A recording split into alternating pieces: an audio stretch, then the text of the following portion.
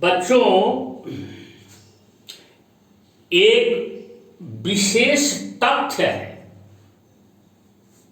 ये लेक्चर 8 में मैं आपको बता रहा हूं।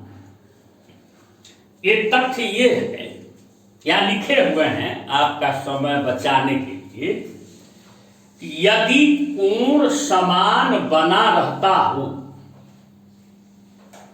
तो एक कोण के त्रिकोणमितीय अनुपातों के मानों में त्रिभुज की भुजाओं की लंबाइयों के साथ कोई परिवर्तन नहीं होता। अब इसे आप विशेष ढंग से समझ सकते हो, कई तरीके हैं समझाने के। हम यहां एक संपूर्ण त्रिभुज बनाते हैं। मान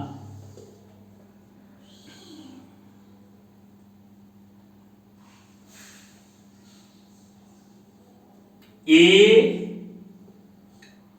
बी सी। अगर हम इसमें इसी के समांतर यहां से एक और लंब डाल दे रहे हैं, देखो यहां भी लंब डाल दे रहे हैं, ये B dash C dash, B double dash C double dash. यह कोण ए है।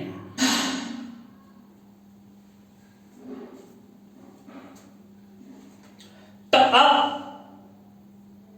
कोण एक ही है।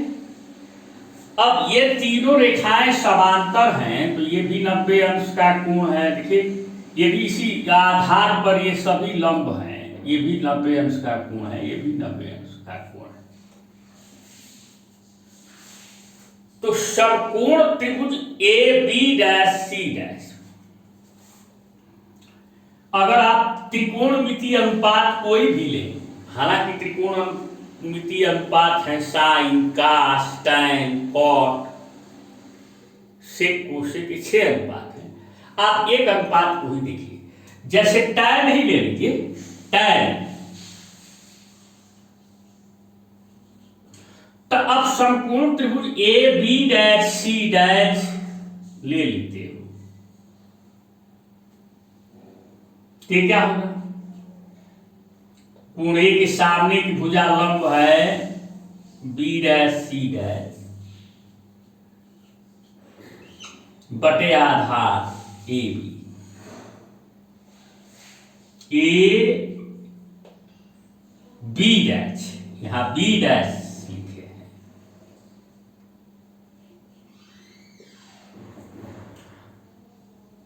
कोण वही रहेगा। संपूर्ण त्रिभुज आपने अब ये ले लिया,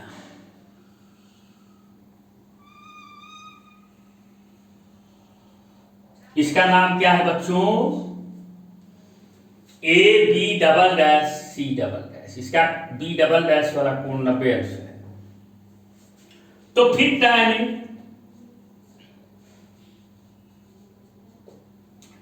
ये लंब हो जाएगा B double dash C double dash. आधार क्या होगा? A B double dash. अब कोण यही रखो,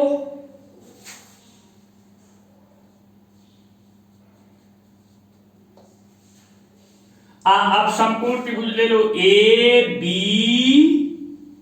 सी। तो इसमें देखो टैन ए कितना हुआ? तो कोण ए के सामने भुजा लंब हुई बी सी।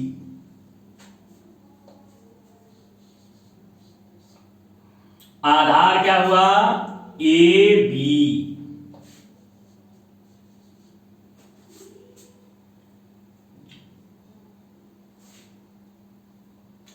तो लंब बटा आधार, लंब बटा आधार, लंब बटा आधार, क्या ये सारे लंब लंबाई में बराबर है? नहीं। क्या है सारे आधार A B dash, A B double dash, A B लंबाई बराबर है? नहीं। लेकिन इनके अनुपात बराबर है, क्योंकि कोण जो है वो बदला हुआ नहीं है। यानी दूसरे शब्दों में ये हम कहें कि सब मतलब एक तरीके से कहा जाए कि त्रिकोणमितीय अनुपातों का मान किसी दिए गए कोण के लिए त्रिकोणमितीय अनुपातों के मान भुजाओं पर निर्भर नहीं करते, भुजाओं की लंबाइयों पर निर्भर नहीं करते। ये भुजाओं की लंबाइयों के अनुपात, जैसे इतना बटा इतना 1/3 है तो यहां भी 1/3 आएगा, यहां भी 1/3 आएगा। माने अगर यह मान लो अपने मर्जी से मान लो यह 1/3 है तो इसका अर्थ क्या होगा कि बी डैश सी डैश माने लंब के सापेक्ष आधार 3 गुना है, आई बी डैश 3 गुना है। माने अगर यह 1 मीटर है तो यह 3 मीटर है, या 1 सेंटीमीटर है तो यह 3 सेंटीमीटर, या 1 इकाई है तो उससे 3 गुना ये है। उसी तरह से यह 1 मान लो तो उससे 3 गुना ये है, या 1 मान लो तो यह 3 गुना ये है। लेकिन यह अनुपात है, इसका मान लंबाइयों पर निर्भर नहीं करता। ठीक है बच्चों, अब हम कुछ विशिष्ट कोणों के त्रिकोणमितीय अनुपात निकालेंगे। विशिष्ट क्यों कहा गया? क्योंकि कोई ऐसा कोण है जिसका त्रिकोणमितीय अनुपात नहीं होता।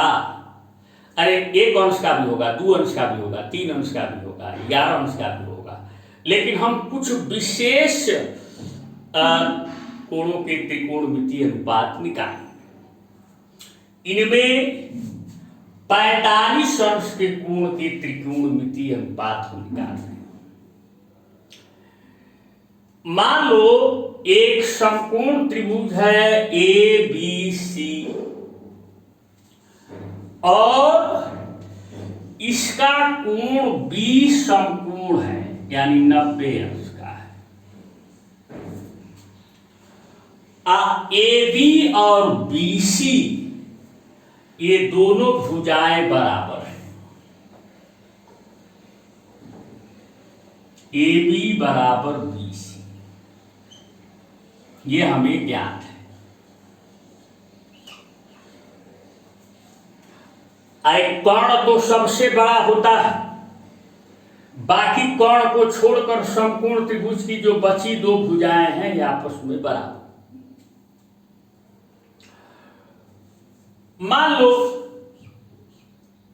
ए है, इसकी दोनों की लंबाइयां बराबर है तो इसको ए मान लो।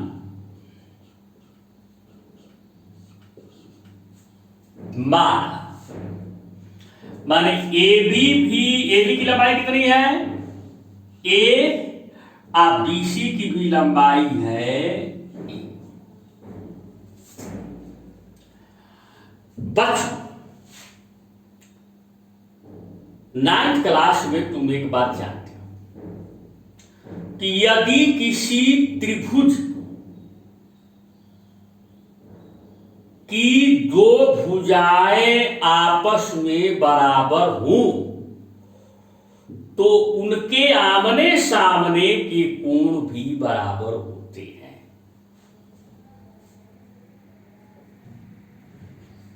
तो यहां कौन कौन सी भुजाएं बराबर हैं? ए बी और बी सी। तो ए बी के सामने कौन सा कोण पड़ रहा है? ए बी के सामने देखो, ए बी के सामने यह कोण पड़ रहा है। अब बी सी के सामने कौन सा कोण पड़ रहा है? ये कोण पड़ रहा है। तो ये दोनों कोण आपस में बराबर होंगे, ए बी के सामने का ये और बी सी के सामने का ये, क्योंकि ये दोनों भुजाएं आपस में बराबर है। अब एक सवाल खड़ा होता है कि जब बराबर होंगे तो कितना कितने अंश के कोण के होंगे, कितने कितने अंश का होगा? तो जवानी है, सीधी सी बात है। त्रिभुज के तीनों अंतः कोणों का योग 180 अंश होता है। उसमें कोण ए जो है, कोण बी जो है अकेले जो है 90 अंश का है। ये तो 180 अंश में तो ये अकेले 90 अंश हो गया। अब बच गया 90 अंश, तो उसी 90 अंश में न कोण ए और कोण सी होंगे कि नहीं होंगे? तो कोण ए और कोण सी मिला के 90 अंश होंगे, क्योंकि है अकेले 90 अंश हो गया। तो 90 अंश और बचा, उसमें से और ए मिला के 90 अंश और होंगे, तो कुल मिला के 180। ए धन सी बराबर 90 होगा। तो कोण ए धन कोण सी बराबर 90। लेकिन कोण ए और कोण सी बराबर है। अभी आपने देखा कि बराबर है, तो 90 को बराबर बराबर दो भाग में बांट दो। अगर मान लीजिए माना, अब का आना माना लिखो 72 बार, ए 80 मिला के 90 अंश है और दोनों आपस में बराबर है, तो 45 अंश के नहीं होंगे, तो वैसे ही हो गया। तो ये भी हो गया आपका 45 अंश, और कोण सी भी हो गया आपका 45 अंश।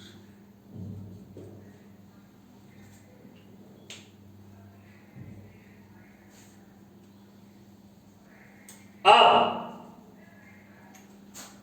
विकर्ण जो है इसका एसी है, तो एसी की लंबाई निकालना है, तो पाइथागोरस प्रमेय लगा दो। तो एसी का वर्ग बराबर ए बी का वर्ग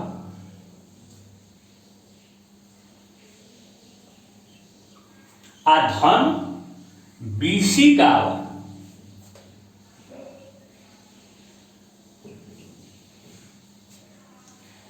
ए बी कितना है? ए, ए बी ए है तो ए का वर्ग। आप BC कितना है? ये भी ए है, ए का। तो ए का वर्ग दो बार, ए का वर्ग को जोड़ोगे तो कहते दू ठे ए का वर्ग, दू ए वर्ग।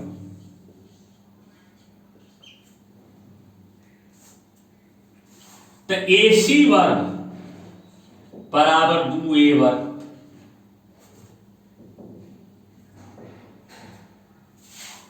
यह दर्शाता है कि AC कितना होता है। कौड़ी में हालांकि यहां प्लस माइनस दोनों लगाते हैं 2a वर्ग, तो AC बराबर प्लस माइनस a वर्ग का वर्गमूल बाहर हो जाएगा a, या कौड़ी में जो है 2 बच जाएगा। 2 का तो वर्गमूल निकलेगा नहीं। लेकिन हमने कहा ना कि हाई स्कूल स्तर पर हम केवल प्रथम चतुर्थांश में अध्ययन करते हैं और न्यून कोण के बारे में विचार करते हैं। न्यून कोण है तो न्यून कोण का कोई भी अनुपात आगे चल करके आपको बताया जाएगा कि ऋण में नहीं आता।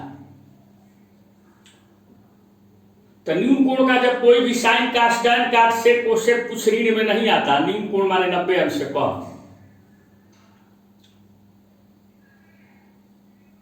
इसलिए भुजाएं भी कभी ऋण में नहीं होती। भुजाएं भी कम एक दूसरे ऋण में हो जाएगी तो अनुपात लोगे तो ऋण में आ जाएगा। तो इतना ही समझो, इसलिए ऋण नहीं लिखे। केवल धन रहेगा तो धन लिखबे नहीं करेंगे। धन लिखेगा ये हो गया आपका ए करणी में 2।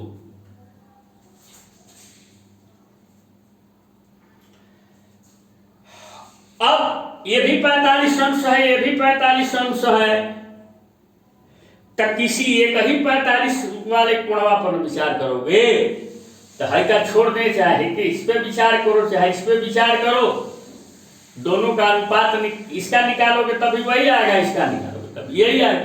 तो चलो इसका हटा देते हैं, तो सीधा दिख रहा है यही का निकाल।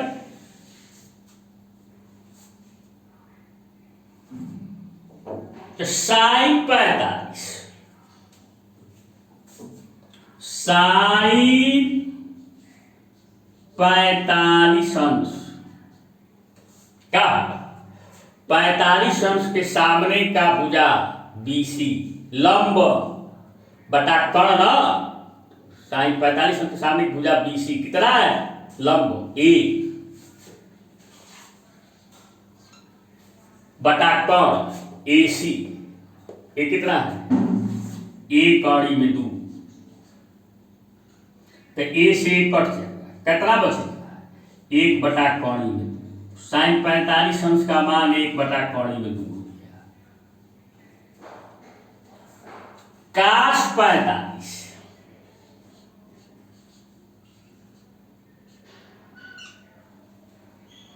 इसी 45 पे विचार कर रहे हो, ये वाला जो कोड़वा है, तो क्या होता है, आधार बटा कोण, तो आधार कितना है, इस 45 अंश का आधार नीचे ये सही आवरण हो गया, सामने वाले भुजा लंब का आधार A बटा कोण की बनाया 1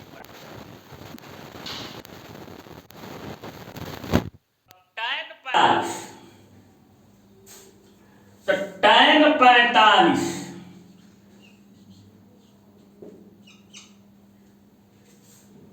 का लंब बटा आधार, 45 के सामने की भुजा लंब है और आधार है, तो लंब कितना है, A, आधार कितना है, A, तो कितना हो, 1, तो tan 45 का मान 1 हो गया। अब काट 45,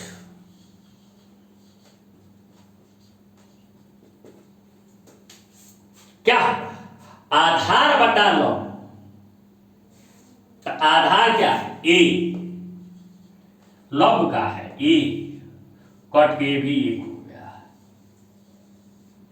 सेक 45 क्या होता है, कर्ण बटा आधार, तो कर्ण कितना है, 1 कौड़ी में 2, आधार कितना है, A, कितना है, कौड़ी में 2, कोसेक 45,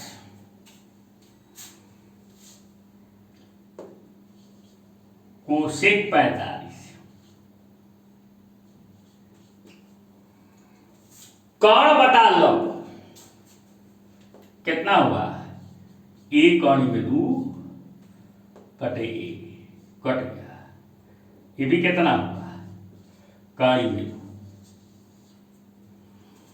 ध्यान से देख, कौड़ी में 2 का मान निकालोगे ना तो लगभग 1.414 आता है, तो 1 से बड़ा है, तो 45 के जो साइन है इसका कौड़ी में 2 है, हर जो है 1 अंश 1 से बड़ा है, तो जिस भिन्न का हर अंश से बड़ा होता है वह भिन्न 1 से बड़ी हो, 1 से छोटी होती है, तो इसका मतलब है 1 से छोटा हुआ है, हो 1 से छोटा हुआ है, अहाई 1 के बराबर है, अहाई दोनों 1 से बड़े हैं, हो 1 के बराबर है, का सेक और कोसेक 1 से बड़े हैं, 1 कौड़ी में 2 माने 1 से बड़ा, 1.414। धन्यवाद।